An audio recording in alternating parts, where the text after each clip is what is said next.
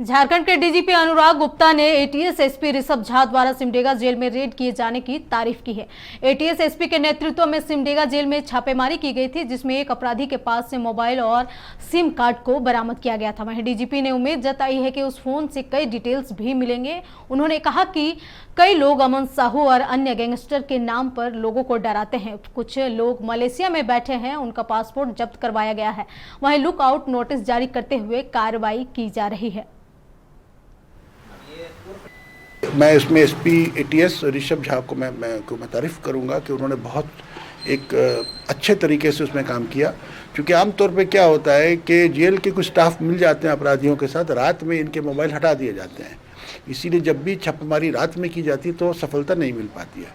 तो इस बार एटीएस ने जो छापामारी जेल में की वो दिन में की, जिसके चलते वो देवर कॉट विद सरप्राइज। एकाएक वो मतलब उनको एक्सपेक्टेशन नहीं था, उम्मीद नहीं था कि दिन में छापामारी होगी।